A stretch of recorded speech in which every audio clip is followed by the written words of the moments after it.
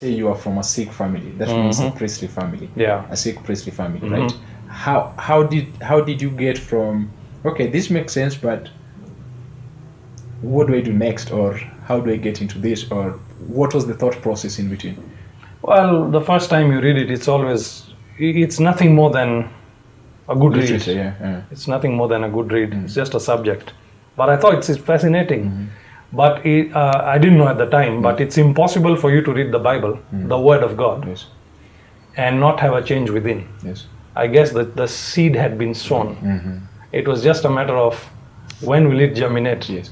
and when will it be thrust into an environment spiritually where it can fruition. You know, where it can become fruitful, which happened years later, of course.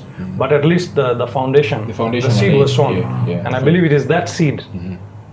So I have to thank this country, and I have to thank the education system, and I have to thank that minister, if I could find him, for putting CRE as a subject in school. I mean, if you look at it critically, I am a result of CRE. So I think having God in the curriculum, the education system, is very, very important. It helps people like us to find God eventually. Yeah. This is interesting to me at this point because of the way you're explaining it, because I'm understanding that the Word of God, no matter in which context it's being put, because in this context we're talking about right now is an educational context, right? Right. But it's still very powerful.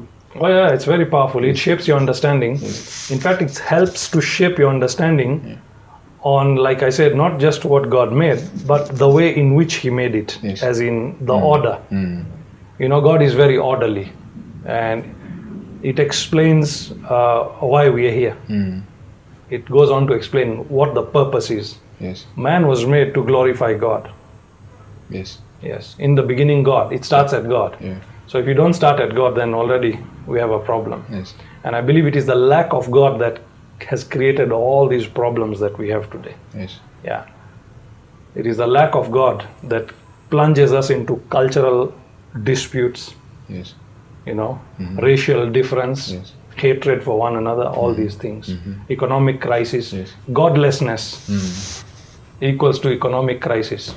Yes. Wow. So from that perspective of CRE, which is somehow way better than some sermons in some churches. Absolutely. Because it's just literally teaching the Word of God. Like there are no commentaries. There are no commentaries.